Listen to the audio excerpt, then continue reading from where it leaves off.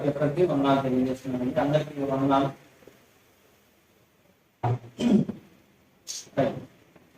ఈరోజు ఒక ప్రత్యేకమైనటువంటి సందర్భం ఏంటంటారు,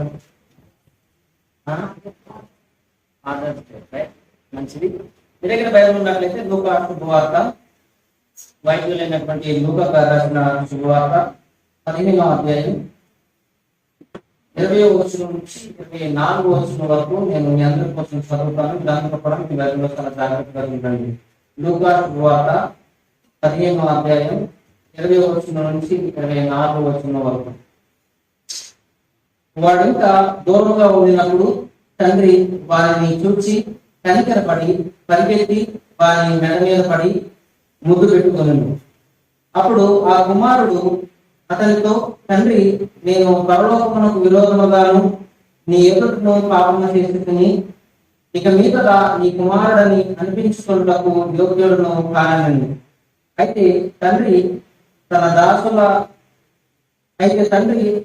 దాసులను చూసి ప్రశస్త వస్త్రమును త్వరగా తెచ్చి వీరికి కట్టి వీరి చేతికి ఉంగరము పెట్టి పాదములకు చెప్పులు తొలగించుడి, కొవ్విన పశువును తెచ్చి వధించుడి, మన తిని సంతోషించును. ఈ నా కుమారుడు చనిపోయి మరలా బ్రతికెను, తప్పిపోయి దొరికెను అని చెప్పి అంతటా వారు సంతోషపడసాగిరి. దేవుడి పరిశుద్ధ వాక్యం మన ఇంట్లో దీవించుగాక. ఆమె ఇచ్చిన ప్రార్థన చేస్తున్నాం. కృపగలిగిన తండ్రి, దయగలిగిన దేవా, వందనాలు, స్తోత్రాలు, కృతజ్ఞతలు తెలియజేస్తున్నాం. వాక్యంలో మీరు మాత్రం మాట్లాడి మమ్మల్ని బలపరిచి నామాన్ని హెచ్చించుకోమంటూ వాక్యం సమయాన్ని మీ చేతులుగా చెప్పి యేసు నామంలో ప్రార్థన చేస్తున్నాం తండ్రి. రైట్, ఈరోజు ఫాదర్స్ డే సందర్భంగా కొన్ని విషయాలు వాక్యంలో తెలుసుకోవడానికి మనం ప్రయత్నం చేద్దాం. ఈ భూలోక పరంగా తండ్రుల గురించి మనం ఆలోచన చేసినట్లయితే ఈ భూలోకంలో కష్టజీవి ఒక తండ్రి. వారి కోసం కాకుండా వారి యొక్క కుటుంబం కోసం, కుటుంబ క్షేమాభివృద్ధి కోసం కష్టపడేటువంటి వ్యక్తి.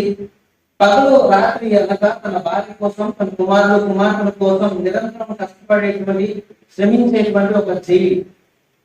కుటుంబ భవిష్యత్తును గురించి, పిల్లల భవిష్యత్తును గురించి, తన భార్య భవిష్యత్తును గురించి, వారి యొక్క ఉన్నతమైన మంచి స్థితిలో ఉంచాలి, మంచి స్థానంలో ఉంచాలని కోరుకునేటువంటి మనిషి తండ్రి. వారి కోసం కాకుండా వారి యొక్క సుఖాలను, వారి యొక్క సంతోషాలను త్యాగం చేసి తన కుటుంబాన్ని నిర్మించుకోవడం కోసం పనిచేసేటువంటి ఒక సైనికుడు, ఒక శ్రామికుడు తండ్రి.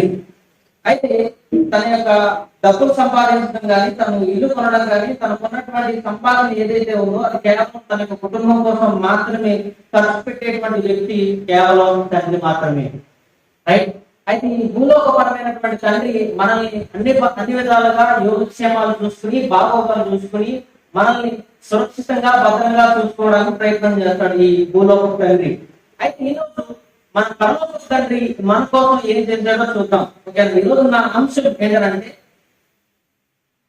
దేవుడు మన కోసం ఏం చేస్తాడు, దేవుడు మన కోసం ఏం చేస్తాడు. అయితే మనం చదువుతున్నటువంటి లేఖన భాగంలో నుంచి నేను 3 విషయాలు మీకు చెప్పడానికి ఇష్టపడుతున్నాను.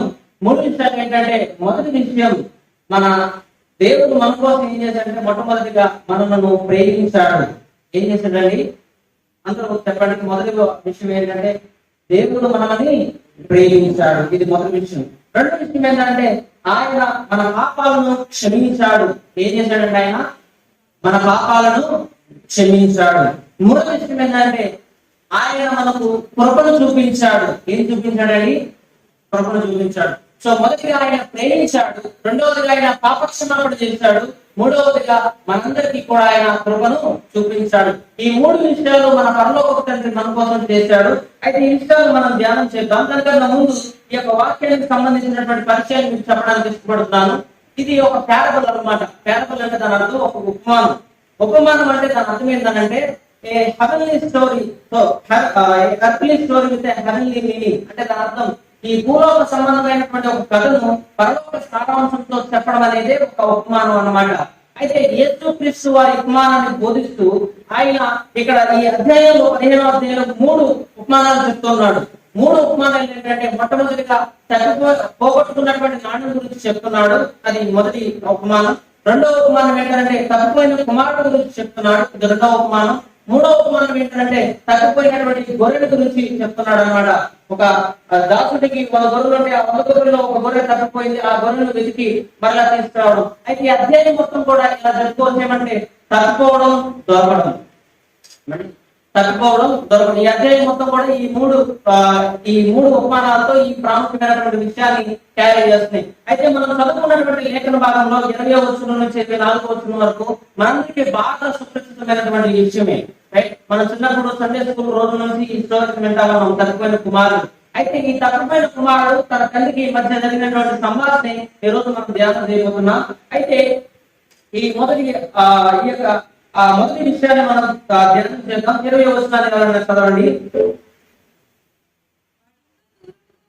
వాడు ఇంకా దూరంగా ఉన్నప్పుడు తండ్రి వానిని చూచి కనికరపడి పరిగెత్తి వాని మెడ మీద పడి ముద్దు పెట్టుకున్నాను. సో ప్రియమైన దేవుని సంగమా, తప్పిపోయినటువంటి కుమారుడు స్టోరీలో ఏం జరుగుతుందంటే, ఒక తండ్రి ఒక కుమారుడు ఏం జరుగుతుందంటే, కొంతకాలం ముందు తండ్రి దగ్గరికి కుమారుడు వచ్చి, అయ్యా నీ ఆస్తిలో ఉన్న భాగం నాది ఏదైతే ఉందో నాకు ఇచ్చేస్తే నేను వెళ్ళి ఈ దూర ప్రాంతం వెళ్ళి వ్యాపారం చేస్తాను అన్నాడు. అయితే తన ఆస్తిని తను తీసుకున్నాడు. తీసుకెళ్లి దూర ప్రాంతంలోకి వెళ్ళి ఆ ధనాన్ని సద్వినియోగం చేయకుండా దుర్వినియోగం చేశాడు. తనంతా కూడా పాడు చేశాడు. తనంతా కూడా అవగొట్టేశాడు అనమాట. తనకున్నటువంటి చెడు అలవాట్లకు ధనాన్ని మొత్తం ఉపయోగించేసి ఆ ధనాన్ని దుర్వినియోగపరిచాడు. అంటే మొత్తం కూడా వేస్ట్ చేశాడు అనమాట. వేస్ట్ చేసిన తర్వాత మరలా తను తిరిగి వస్తున్నాడు అనమాట. అయితే తప్పిపోయిన కుమారుడు పరిస్థితి మనం ఆలోచన చేసినట్లయితే, తన తండ్రి దగ్గర సుఖంగా ఉన్నటువంటి ఈ వ్యక్తి ఎటువంటి దీనస్థితికి వెళ్ళిపోయాడంటే, పందుల దగ్గర ఆహారం సహితం తినేంత దీనస్థితికి వెళ్ళిపోయాడు. ఎక్కడికి వెళ్ళిపోయాడండి?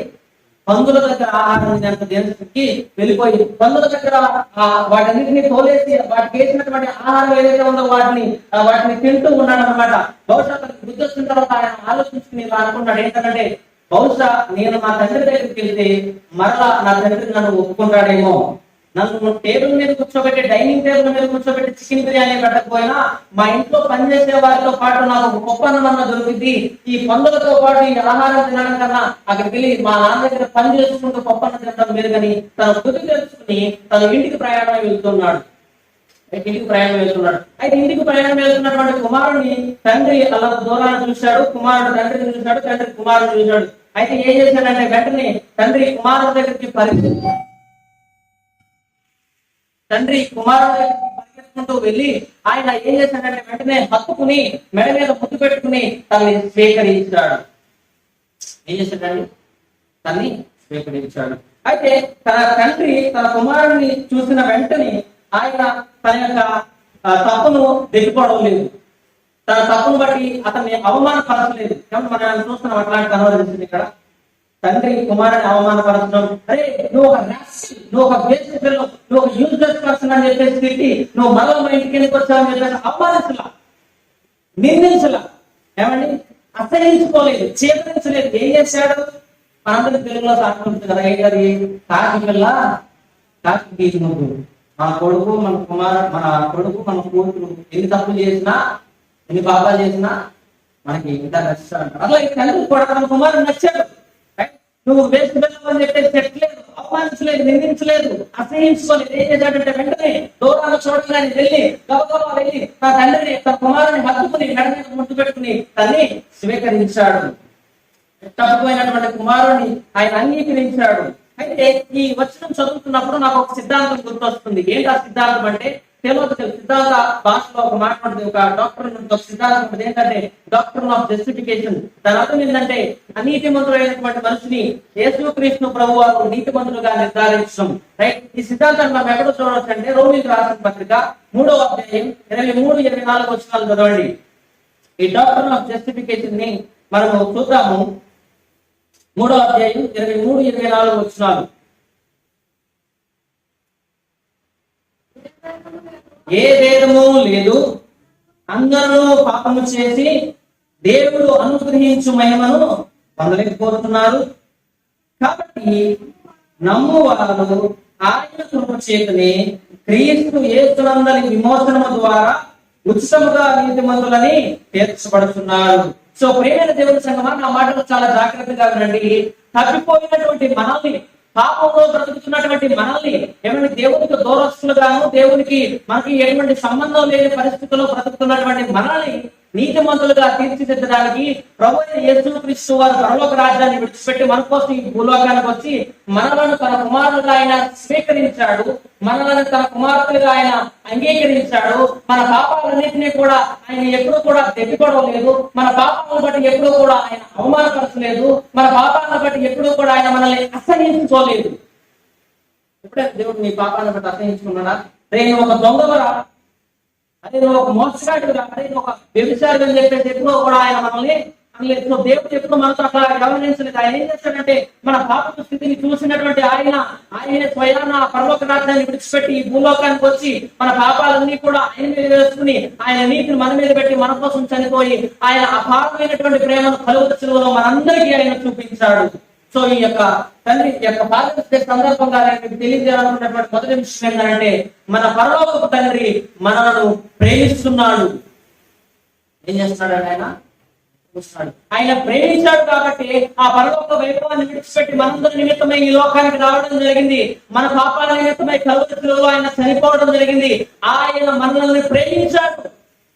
ఇప్పుడు ఈ తక్కువైన కుమారుడు స్టోరీలో ఏ విధంగా అయితే తండ్రి తన కుమారుని ప్రేమించి మరలా తన దగ్గరికి తీసుకున్నాడు, మరలా తన హక్కుకు చేర్చుకున్నాడు, అదే విధంగా తండ్రి అయినటువంటి దేవుడు మనల్ని ప్రేమించి కుమారుడైన యేసుక్రీస్తుని మనందరి నిమిత్తమై ఈ లోకానికి పంపించాడు. ఇది మొదటి విషయం, ఆయన మనలను ప్రేమించాడు. అయితే ఇంకా ఆయన యొక్క సంతోషాన్ని, ఆయన యొక్క ఆనందాన్ని ఒకసారి మనం చూద్దాము. చదవండి తర్వాత మాటలు. లూకా సువార్త 15:21. అప్పుడు ఆ కుమారుడు అతని తండ్రిని, నేను పరలోకమునకు విరోధముగాను నీ ఎదుట పాపమును చేసిదని ఇక మీద నీ కుమారుడును అనిపించుకున్నకు యోగ్యుడును కానేను. సో తండ్రి ప్రేమను చూసినటువంటి కుమారుడికి ఏమొచ్చేసింది? పశ్చాత్తాపం వచ్చేసింది. ఏమొచ్చిందండి? పాపాలన్నీ కూడా ఒప్పుకున్నాడు అనమాట. Daddy I'm sorry, I did mistake, నేను తప్పు చేశాను, నేను పాపం చేశాను, నేను నీ కొడుకును అనిపించుకోవడానికి నాకు అర్హత లేదు, నీ కొడుకును అనిపించుకోవడానికి నాకు విలువ లేదు, నేను ఒక పనికిమాలిన వాడిని, నా పాపాలన్నింటినీ కూడా క్షమించమని చెప్పేసి తన పాప క్షమాపణ చెప్తున్నాడు. ఒక విషయం చెప్పమంటారా? దేవుడు మనల్ని ఎప్పుడు ప్రేమిస్తాడో తెలుసా? అందరూ నా మాటలు వినండి, నా వైపు చూడండి. దేవుడు మనల్ని ఎప్పుడు ప్రేమిస్తాడో తెలుసా? మన పాపాలను మనం ఒప్పుకున్నప్పుడు ఆయన మనల్ని ప్రేమిస్తాడు. కొన్ని వచనాలు చదువుతున్నాం. ఎహెజ్కేలు గ్రంథము 33వ అధ్యాయం. ఎహెజ్కేలు గ్రంథము 33వ అధ్యాయం 19వ వచనం. 33:19. మరియు దుర్మార్గుడు తన దుర్మార్గతను విడిచి నీతి న్యాయములను అనుసరించిన వాటిని బట్టి అతడు. సో దేవుడు సంతోషించేది ఏంటంటే ఒక దుర్మార్గుడు తన దుర్మార్గతను విడిచిపెట్టాలనేదే ఆశ, దేవుని యొక్క కోరిక. రైట్? దేవుడికి ఉన్నటువంటి ప్రణాళిక, దేవుడికి ఉన్నటువంటి కోరిక ఏంటంటే మనుషులు వాళ్ళ పాపాలను విడిచిపెట్టి వాళ్ళు దేవుడిని చేరుకోవాలని. రైట్? సో దేవుడు మన దగ్గర నుంచి కోరుకునేది అది మాత్రమే, అంతకు మించి ఇంకేం కోరుకోవట్లేదు ఆయన. మన దగ్గర నుంచి డబ్బు, మన దగ్గర నుంచి ఆస్తి, మన దగ్గర నుంచి ఇంకా ఏమి కూడా ఆయన కోరుకోవట్లేదు. సో ఆయన మన పాపకు ఒప్పుకోలు జీవితాన్ని ఆయన కోరుకుంటున్నాడు. పాపం ఒప్పుకోలు జీవితాన్ని ఆయన కోరుకున్నాడు. ఇంకొక విషయం చెప్పమంటారా? అది ఎంత గొప్ప ఆశీర్వాదం అంటే లూకా సువార్త 15వ అధ్యాయం 10వ వచనాన్ని చదవండి ఒకసారి. అది ఎంత గొప్ప సంతోషం అంటే, అటువలే మారు మనసు పొందు ఒక్క పాపి విషయమై దేవుని దూతల ఎదుట సంతోషము కలుగునని మీతో చెప్తున్నాను. సో దేవుడు ఆయన రాజ్యంలో ఉన్నటువంటి దేవదూతలు ఎప్పుడు సంతోషిస్తాయి అంటే ఒక పాపి తన మారు మనసు పొందినప్పుడు. ఎప్పుడండి? ఒక పాపి మారు మనసు తన పాపాలను ఒప్పుకున్నప్పుడు, తన పాపాలకు పాప క్షమాపణ చేసినప్పుడు దేవుడు తనను బట్టి సంతోషిస్తాడనమాట. సో దేవుడు నా జీవితాలను బట్టి ఎప్పుడు సంతోషిస్తాడంటే మనం ఆయన దగ్గరికి వెళ్ళి మన పాపాలను ఒప్పుకున్నప్పుడు. దావీదు తను కోల్పోయినటువంటి రక్షణానందాన్ని మరలా ఎలా పొందుకున్నాడు తెలుసా? 51వ కీర్తన మనందరికి బాగా తెలుసు. ఏం చేశాడు ఆయన? పాపాలన్నీ ఒప్పుకున్నాడు. నీకు విరోధంగా, నీకు వ్యతిరేకంగా నేను పాపం చేశాను, నన్ను కడుగు, నన్ను పవిత్రపరచని చెప్పేసి ఆయన దేవుడి దగ్గర ప్రతిమలాడుతున్నాడు. పాప క్షమాపణ, పాపం ఒప్పుకొని ఆయన చేశాడు. ఇక ప్రియమైన దేవుని సంగమా, ఒకనొక సందర్భంలో పాపాన్ని ప్రేమిస్తూ పాపలోకంలో జీవిస్తున్నటువంటి మనల్ని మన దగ్గర దేవుడి దగ్గరికి వచ్చి, ప్రభువా నేను పాపం చేశాను, నన్ను క్షమించు, నేను ఒక పాపిని, నేను చనిపోతే నరకానికి వెళ్తాను, నీ కోపం నా మీద ఉంది, నీ ఉగ్రత నా మీద ఉంది అని మనం తండ్రి దగ్గర బ్రతిమలాడుతున్నప్పుడు ఆయన మనల్ని క్షమించాడా లేదా? చెప్పండి, మాట్లాడండి. ఏం చేశాడండి ఆయన? క్షమించాడు ఆయన. సో అదే విధంగా ఇప్పుడు ఈ వాక్యాన్ని చదువుతున్నాం కదా మనం. మొట్టమొదటిగా తండ్రి దగ్గర నుంచి కుమారుడు ప్రేమను పొందుకున్నాడు. తర్వాత కుమారుడు తండ్రికి తన పాపాలన్నింటినీ కూడా ఒప్పుకున్నాడు. అయితే తండ్రి హృదయం సంతోషంతో ఉప్పొంగిపోతా ఉందన్నమాట. కింద మాట చదివినట్లయితే మనకు బాగా అర్థమైంది. ఆయన హృదయం సంతోషంతో పొంగిపోతూ ఆయన అన్నాడు, ఏమన్నా తెలుసా? 22వ వచనం, అయితే తండ్రి తన దాసులను చూచి ప్రశస్త వస్త్రములు త్వరగా తెచ్చి వీనికి కట్టి వీని చేతికి ఉంగరం పెట్టి పాపములకు చెప్పులు తొడిగించుడి. ఏం చేశాడు తెలుసా? ఆ పాపాలను ఒప్పుకొని వెంటనే తండ్రికి ఆనందం వేసి, తండ్రికి సంతోషం వేసి, బట్టులారా ఎవరక్కడ వెంటనే వారిని పిలిచి, నా కొడుకు కోసం ఒక మంచి బట్టలు తయారు చేయించండి, ఒక బంగారు ఉంగరం తీసుకురండి, తర్వాత అదే విధంగా ఒక ఆయన కోసం మంచి జత చెప్పులు తీసుకురండి అని చెప్పేసి తన జీవితాన్ని ఆయన మార్చేస్తాడు. ఒకసారి మనం ఆలోచన చేద్దాం. తన డబ్బు తీసుకుని వెళ్ళిపోయి తన డబ్బు అంతా కూడా దుర్వినియోగం చేసి దుర్వ్యాపారం చేసి ఆ డబ్బు అంతా పోగొట్టిన తర్వాత ఆయన స్థితి ఎక్కడికి వెళ్ళిందంటే పందుల దగ్గర ఆహారం తినే స్థితికి వెళ్ళాడు. ఎక్కడికి వెళ్ళాడని చెప్పండి. పందుల దగ్గర ఆహారం తినేసి, రోడ్డు మీద ఎవరైనా ఒక డస్ట్బిన్ లో పడేసింది కానీ అడుక్కునేవాడు, రోడ్డు మీద ఎవరు లేనివాడు వాడు తీసుకుని తింటారు, మనకు కొంచెం ఇబ్బందిగా కొంచెం అదోలా ఉంటుంది. అవునా కదా? అట్లాంటి పంది దగ్గర తీసుకుని వెళ్తున్నాడు, పందుల దగ్గర. కానీ తన కుమారుడి పరిస్థితి చూడండి. తన పాపాలు ఒప్పుకున్న తర్వాత, తన పాపాలు క్షమించబడిన తర్వాత, తండ్రి ప్రేమ చూసిన తర్వాత తన పరిస్థితి ఏమైంది? ఎంతకుముందు మురుగు పట్టలేస్తున్నాడు, ఇప్పుడు ప్రశస్త వస్త్రం వచ్చింది. ఎంతకుముందు చేతికి ఉంగరాలే లేవు, ఇప్పుడు ఉంగరం వచ్చింది. ఎంతకుముందు చెప్పులు లేవు, కానీ ఇప్పుడు మంచి జత చెప్పులు వచ్చినాయి. సో దేవుడు తన పరిస్థితిని మార్చేశాడు. దేవుడు తన జీవిత విధానాన్ని మార్చేశాడు. దేవుడు తన యొక్క జీవిత విధానం ఏదైతే ఉందో, పాత జీవితం ఏదైతే ఉందో, ప్రాచీన పాపపు జీవితం ఏదైతే ఉందో దాన్ని మార్చేసి నూతన జీవితాన్ని తనకి అనుగ్రహించాడు. ఇన్ఫాక్ట్ మన జీవితాల్లో కూడా ఆ నీచమైన, అసహ్యమైన, దరిద్రమైన పెంట కుప్పల మీద ఉన్నటువంటి జీవితాన్ని యేసుక్రీస్తు ప్రేమించి మనల్ని పాపాలన్నిటి కూడా క్షమించి మనల్ని ప్రేమించి మనల్ని ఆ నిత్య రాజ్యానికి వారసులుగా చేసి యేసుక్రీస్తుతో పాటు ఆయన సింహాసనం మీద కూర్చుని మనం కూడా పరిపాలన చేసి ఆ గొప్ప స్థితిని మనకి అనుగ్రహించాడు. ఆ గొప్ప స్థితిని మనకి అనుగ్రహించాడు. నాకు తెలిసి మన భూలోకంలో ఉన్నటువంటి తండ్రులు డబ్బులు సంపాదించినా, మంచి ఉద్యోగాలు ఇచ్చినా, మంచి చదువులు ఇచ్చినా అది కేవలం ఈ భూలోకానికి మాత్రమే. కానీ మన తండ్రి అయిన దేవుడు, పరలోకంలో ఉన్నటువంటి మన తండ్రి మనకు నిత్య జీవితాన్ని, ఆ సింహాసనపు జీవితాన్ని ఉచితంగా అనుగ్రహించాడు. ఆయన మనకు ఉచితంగా అనుగ్రహించాడు. ఇంకా తండ్రి సంతోషం ఉప్పొంగిపోతుంది అనమాట. ఏమని చెప్తున్నాడు తెలుసా? 23వ వచనం చూడండి. తండ్రి సంతోషం ఉప్పొంగిపోతూ ఆయన అంటా ఉన్నాడు, కొవ్విన పశువులు తెచ్చి వరించండి, మనము తిని నాతో పాటు సంతోషించండి, నాతో పాటు ఆనందించండి, నా యొక్క కుమారుడు మరలా తిరిగి వచ్చాడు అని చెప్పేసి తనని హత్తుకొని, తనను ప్రేమించి, తనకు వస్త్రం తొడిగి, తనకు ఉంగరం తొడిగి, తనకు చెప్పులు తొడిగించి ఏం చేస్తున్నాడంటే ఊరంతా కూడా విందు చేస్తున్నాడు. ఏం చేస్తున్నాడండి? ఊరంతా కూడా విందు చేస్తున్నాడు. మీరు చూడండి, ఇక్కడ తండ్రి గాని, ఇంటి చుట్టుపక్కల ఉన్న వారే గాని, ఊరు వారు గాని కుమారుణ్ణి ఇది మొన్నటి వరకు ఆ దేశంలోకి డబ్బులు పాటిస్తున్నారు. ఇడు ఒక వేస్ట్ అయ్యాడు, ఇడు ఒక యూజ్లెస్ ఫెయిల్ అయ్యాడు, ఇడు ఒక దరిద్రుడు, ఇడు మళ్ళా వచ్చేది ఏంటి అని ఎక్కడ ఎవరు అవమానించలేదు, ఎక్కడ ఎవరు నిందించలేదు. ఏం చేశారు? ఆయన రాకతో ఆ గ్రామం మొత్తం కూడా సంతోషాన్ని నింపడానికి ప్రయత్నం చేశాడు వాళ్ళ నాన్నగారు. సో ఆ తండ్రి ఏ విధంగా అయితే కుమారుని స్వీకరించి ఊరంతా కూడా భోజనం పెట్టాడో, ఈవెన్ మన పరలోకపు తండ్రి మన పాపాలను మనం ఒప్పుకుని ఆయన బిడ్డలుగా మారిన తర్వాత ఆయన కూడా అదే విధంగా సంతోషించాడు. పరలోకంలో అంతే గొప్ప సంతోషం వచ్చిందంట మనం రక్షించబడినప్పుడు. పరలోకంలో గొప్ప సంతోషం వచ్చిందంట. ఆయన తన తండ్రిని, కుమారుని యొక్క స్థితిని, పరిస్థితిని మార్చి ఆయన్ని ప్రశస్త వస్త్రములు ఏమండి. తర్వాత మనం చదువుకున్నాం కదా, 23, 24 వచనాలు ఆయన కృపను చూశాడు. కుమారుడికి ఎటువంటి విలువ లేదు, ఎటువంటి యోగ్యత లేదు, ఎటువంటి అర్హత లేదు. అట్లాంటి తండ్రి వచ్చి ఏం చేశాడండి? కృపను ఆయన చూపించాడు. ఏం చూపించాడు?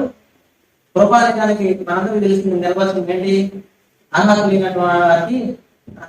ఇప్పుడు కుమారుడికి అర్హత లేదు, కానీ కుమారుడికి అర్హత వచ్చింది. ఒకసారి ఇలా అనుకున్నాం ఏంటంటే, మీలో మీ కుమారులో మీ కుమార్తెలో ఎవరో డబ్బులు తీసుకుని వేరే ప్రాంతానికి వెళ్ళి 10 లక్షలు, ఆ 10 లక్షలు పాడు చేసి వచ్చారనుకున్నాం. తల్లిదండ్రులుగా మీరు ఏం చేస్తారమ్మా? ఏం చేస్తారు?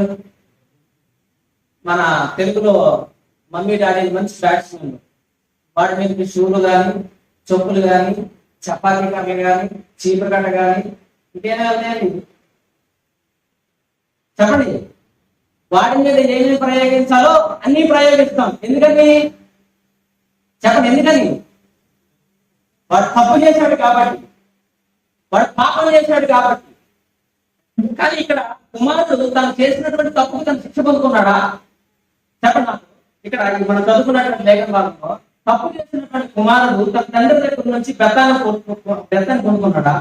శిక్షను పొందుకున్నాడా? అన్యాయాన్ని పొందుకున్నాడా? లేకపోతే ఆయన అవమానాన్ని పొందుకున్నాడా? నిందను పొందుకున్నాడా? చేతిని పొందుకున్నాడా? అసహ్యాన్ని పొందుకున్నాడా? ఏమీ పొందుకోలేదు. ఏం చేశాడు? ప్రేమను పొందుకున్నాడు.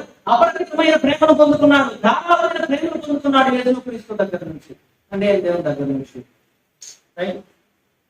బహుశా తన తండ్రి ఇలా అనుకున్నాడు, ఏంటి, నాకు దర్జాగా పెద్ద కొడుకున్నాడు, చిన్న కొడుకు పోతే పోయాడు, వాడు దరిద్రం ఉండిపోయింది, నాకు వాడు భోజనం పెట్టే పని లేదు, వాడిని ఇంట్లో ఉంచే పని లేదు, మీరు నాకు వదిలిందా బాబు, దరిద్రం నాకు వదిలిందా బాబు అని అనుకోవచ్చు. బహుశా ఆయన తిరిగి వచ్చిన తర్వాత కూడా ఎలా ఏంటి మళ్ళీ వచ్చావు, మళ్ళీ నీకు ఆస్తి కావాలా అని అడగలేదు ఆయన. ఏమండి, సరే నాకు కొడుకున్నాడుగా, ఈ కొడుకు అవసరం లేదని చెప్పేసి విడిచిపెట్టలేదు ఆయన, వదిలిపెట్టేసలేదు ఆయన. ఏం చేశాడు? అక్కడకు చేర్చుకున్నాడు. మనం కూడా అదే విధంగా ఒకనొక సందర్భంలో లోకంలో బ్రతుకుతూ అసహ్యమైన నీచమైన బ్రతుకులు బ్రతుకుతుంటే తండ్రి అయిన దేవుడు కుమారుడైన యేసుక్రీస్తుని లోకాన్ని పంపించి ఆయన పిలుచుకున్నాడు, ఆయన ప్రేమించాడు, ఆయన రక్షించాడు, ఆయన మన పాపాలన్నింటినీ కూడా క్షమించాడు, ఆయన మన జీవితంలో తన కృపను చూపించాడు. అనంటారా కదండి? ఆయన ప్రేమను మనం చూసాం. ఇంతకు ముందు తన కుమారుని అందరూ కూడా అసహించుకున్నారు, అందరూ కూడా చేర్చుకున్నారు. కానీ ఎప్పుడైతే తన తండ్రి దగ్గరికి వచ్చాడో, తన తండ్రి దగ్గరికి వచ్చిన తర్వాత తన జీవితం మారిపోయింది, తనకు పునరుత్థానం వచ్చేసింది, తన పునరుత్థానం మార్పు అనేది వచ్చేసింది. అందుకనే ఆయన తన తండ్రి దగ్గరికి వెళ్ళి, తండ్రి నేను నీకు విరోధంగా పాపం చేశాను, నీ పరలోకానికి విరోధంగా పాపం చేశానని తన తండ్రితో వెళ్తున్నాడు. ఇంకా మనకు లభించినటువంటి గొప్ప ధనిత ఏంటో తెలుసా? పాత నిబంధన గ్రంథంలో భక్తులు లేని ధనిత మనకున్నటువంటి ధనిత ఏంటంటే, మనం ఈ రోజు కూడా పరలోకమందున్న మా తండ్రి అని ప్రార్థన చేయగలుగుతున్నాం. తర్వాత అబ్బా తండ్రి ఆయనకి మొరపెట్టుకోగలుగుతున్నాం. యేసుక్రీస్తు నిన్ను నన్ను ఎంత ప్రేమించాడో చెప్పమంటారా? ఆయన ఇప్పుడు కూడా పరలోక రాజ్యంలో తండ్రి అయిన దేవుని పట్ల కృపాసనం కూర్చుని ఆయన నీ కోసం నా కోసం ప్రార్థన చేసేంతగా ఆయన ప్రేమిస్తున్నాడు. నీకోసం నా కోసం ఆయన ప్రార్థన చేసేంతగా ప్రేమిస్తున్నాడు. తండ్రి తన కుమారుని తన ప్రేమించి ఆయన పాపాలన్నీ కూడా క్షమించి తన జీవితంలో కృప చూపించి తన కుమారుడు పొందుకోవాల్సినటువంటి శిక్షను తను పొందుకోకుండా కృపను అనుగ్రహించి తన కుమారుడి జీవితాన్ని ఆయన మార్చాడు. అయితే ఈ వాక్యం నుంచి మనం ఏం తెలుసుకోవచ్చు? ఈ భూలోకంలో ఉన్నటువంటి తండ్రులు నిజంగా యేసుక్రీస్తులా ప్రేమిస్తారో లేదో నాకు తెలియదు. ఈ భూలోకంలో ఉన్నటువంటి తండ్రులు ఆయనలాగా క్షమిస్తారో లేదో నాకు తెలియదు. ఈ భూలోకంలో ఉన్నటువంటి తండ్రులు ఆయనలాగా తప్పు చూపిస్తారో లేదో తెలియదు. ఎందుకంటే నేను ఫాదర్ చైల్డ్గా పెరిగాను. మా అమ్మ నన్ను పెంచింది. నాకు నాన్న లేడు. మా నాన్న చిన్నప్పుడే మా అమ్మను వదిలేశాడు. అయితే నేను మా అమ్మ దగ్గర తిరిగాను. నాన్న ప్రేమ ఎలా ఉంటుందో తెలియదు, భుజం మీద ఎత్తుకుని ఏ విధంగా ఉంటుందో తెలియదు, వీపు మీద ఎక్కించుకుని తిరగడం ఎలా ఉంటుందో తెలియదు, పొట్ట మీద పడుకోవడం నాకు తెలియదు. నన్ను ఎవరు కూడా ఎత్తుకోలేదు. తండ్రి ప్రేమ లేకుండా పెరిగాను. కానీ నేను చూసినటువంటి ప్రేమ నా యేసు ప్రేమ. ఆ తండ్రి నన్ను ప్రేమించాడు, ఆ తండ్రి నా పాపాలను క్షమించాడు, ఆ తండ్రి నా మీదకి రావాల్సినటువంటి శిక్షను రప్పించకుండా నాకు ఆయన కృపను చూపించాడు. ఈరోజు నేను ఈ స్థితిలో ఉన్నానంటే దానికి గల కారణం నా దేవుడు, నా తండ్రి, నా పరలోక ప్రార్థన. ఈవెన్ మన జీవితంలో కూడా ఈ భూలోకంలో ఉన్నటువంటి తండ్రులు కొంతమంది అసహ్యులు ఉండొచ్చు, కొంతమంది దోషులు ఉండొచ్చు, కొంతమంది అవమానించే వాళ్ళు ఉండొచ్చు, కొంతమంది నిందించే వాళ్ళు ఉండొచ్చు. కానీ మన పరలోక తండ్రి మనల్ని ప్రేమించేవాడు. మన పరలోక తండ్రి మనల్ని ప్రేమించేవాడు. మనల్ని ఎప్పుడు నిందించలేదండి, మనల్ని ఎప్పుడు అసహించుకోలేదండి, మనల్ని ఎప్పుడు కూడా అవమానపరచలేదు. ఎప్పుడైనా దేవుడు మనం అవమానపరిచాడా? నువ్వు ఎట్లాంటి దానివి, నువ్వు అట్లాంటి దానివి, నువ్వు ఎట్లాంటి వాడు, నువ్వు అట్లాంటి వాడు అని దేవుడు మిమ్మల్ని అవమానపరిచాడా? ఇంత మనం ఆయనకు విరుద్ధంగా చాలా సార్లు ఉన్నాం. ఏమంటే ఆయన చేయొద్దన్న పనులు చేస్తాం, ఆయన చూడొద్దని చూస్తాం, ఆయన మాట్లాడొద్దని మాట్లాడడం, ఆయనకి నచ్చని జీవితాన్ని మనం జీవిస్తూ కొన్నిసార్లు ఆయనకు వ్యతిరేకంగా ప్రవర్తించిన ఆయన ఇంకాను మనల్ని ప్రేమిస్తూనే ఉన్నాడు. ఈ still love us even though we are disobedient. అవునా? అంత గొప్పగా మన పరలోక తండ్రి మనల్ని క్షమించాడు. రెండోది, ఆయన మన పాపాలన్నింటినీ కూడా క్షమించాడు. బహుశా మన కుమార్తె ఎవరైనా తప్పు చేస్తాం అనుకోండి, కొంతకాలం పాటు మనం ఏం చేస్తామంటే వాళ్ళ మీద పగ తీర్చుకోవడానికి ప్రయత్నం చేస్తాం. రైట్, పగ తీర్చుకోవడానికి ప్రయత్నం చేస్తారు. ఏం చేస్తారంటే ఒకవేళ తన కొడుకు కానీ తన కుమార్తె కానీ తన వ్యతిరేకంగా మాట్లాడి తన వ్యతిరేకంగా తీసుకెళ్ళారనుకోండి, రూమ్ లోకి తీసుకెళ్లి డోర్లు వేసేసి శతకోటుడు కొడతారు, రక్తం వచ్చేటట్టు కొడతారు, అనగా దారుణంగా హింసిస్తారు. పైగా ఒక విషయం మీకు చెప్పనే ఉంటే, చాలా మంది డాక్టర్లు వాళ్ళ దెబ్బలతో కలిగిన మాటలతో చంపేస్తారు. నువ్వు ఎట్లాంటి నువ్వు అట్లాంటి నువ్వు బేస్ యూజ్లెస్ అని చెప్పేసి మానసికంగా చాలా మంది కొనుగోలు చేస్తారు. చాలా మంది పిల్లలు సూసైడ్ చేసుకోవడం గల కారణం ఏంటంటే వాళ్ళ తల్లిదండ్రులు అవమానించారని. కానీ మన పరలోక తండ్రి ఎప్పుడైనా మనతో అట్లా మాట్లాడాడు? ఎప్పుడు కూడా ఆయన మనతో అట్లా మాట్లాడలేదు. ఈ భూలోకంలో తండ్రులు శిక్షించినట్లు ఆయన శిక్షించలేదు. ఆయన మనం వ్యతిరేకంగా ఉన్నా సరే ఆయన ప్రేమించాడు, ఆయన ధారాళంగా ప్రేమించాడు, ఆయన అపరిమితంగా ప్రేమించాడు. మన విరుద్ధ భావాన్ని, మన వ్యతిరేక భావాన్ని ఆయన క్షమించి మనల్ని తన కుమారుడుగా స్వీకరించాడు. మూడో విషయం, తన యొక్క కృపను మన జీవితాల్లో ఆయన చూపించాడు. మన పరలోక తండ్రి గొప్పవాడు. అన్ని సమస్యల్లో, అన్ని సమయాల్లోనూ, అన్ని విషయాల్లోనూ కూడా ఆయన గొప్పవాడు. ఆయన ప్రేమించే దేవుడు, ఆయన పాపాలను క్షమించే దేవుడు, ఆయన మనందరి జీవితాల్లో కృపను చూపించేటువంటి దేవుడు. ప్రియమైన దేవుని సంగమా, ఈ యొక్క తండ్రుల దినోత్సవం రోజున నేను తెలియజేయాలనుకుంది ఏంటంటే, మన పరలోక తండ్రి మనల్ని ప్రేమిస్తున్నాడు, మన పాపాలను క్షమించాడు, మన జీవితాలు ఆయన కృపను చూపిస్తున్నాడు. ఈ రోజున నువ్వు నేను ఉన్నటువంటి స్థితి ఆయన అనుగ్రహించింది.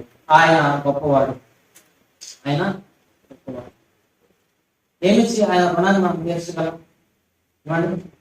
ఈ భూలోకంలో తండ్రులు మన కోసం ఇంత కష్టపడినప్పుడు మనం వారికి చాలా కృతజ్ఞతలుగా ఉంటాం కదా. అట్లాంటి మన పరలోక తండ్రి ఈ భూలోకంలో ఉన్న తండ్రి కన్నా ఎక్కువగా ప్రేమించాడు. ఆయన ఎప్పుడు కూడా మనల్ని విడిచిపెట్టేది, ఎప్పుడు కూడా మనం వదిలిపెట్టేది, ఎప్పుడు కూడా మనకి దూరం అయిపోలేదు. ఆయన ఎప్పుడు కూడా అన్ని పరిస్థితుల్లో ఆయన అర్థం చేస్తున్నాడు. అన్ని పరిస్థితుల్లో ఆయన మనకు సహాయం చేశాడు. అన్ని పరిస్థితుల్లో ఆయన మనకు తోడుగా ఉన్నాడు. అనటారా కాదంట. ఈ లోకంలో ఉన్నటువంటి తండ్రులు కొన్నిసార్లు కొన్ని పరిస్థితుల్లో వదిలిపెట్టేసేయచ్చు. అందుకని పాడుకుంటుంది కదా, తల్లి అయిన మనుషునేమో కానీ నేను నిన్ను మరువను, చూడు నా అరచేతుల్లో చెప్పుకొని ఉన్నాను. ఆయన మనల్ని చెప్పుకున్నాను. మన తల్లిదండ్రులు బహుశా ఈ లోకంలో మనల్ని వదిలిపెట్టేసి విడిచిపెట్టే వచ్చాము. అందుకని చాలా పుస్తకంలో మన పిల్లలు దొరుకుతున్నారు కదా. అయినప్పటికీ మన దేవుడు మనల్ని ప్రేమించాడు. ఆయన మన ఎడల తన కృపను చూపించాడు. మన పాపాలన్నింటినీ కూడా ఆయన క్షమించాడు. మన దేవుడు గొప్ప దేవుడు. అయితే ఆయన ఆరాధిస్తున్నటువంటి మనము ఆయన కృపను బట్టి మనం ఆరాధిద్దాం. మన పాపాలను క్షమించే విషయాన్ని బట్టి మనం ఆరాధిద్దాం. అదేవిధంగా ఆయన చూపించినటువంటి కృపను బట్టి మనం ఆరాధిద్దాం. దేవుడి పొద్దువాటిని మన ఇంట్లో దీవించి ఆశ్రయించిన గాక. ఆమేన్.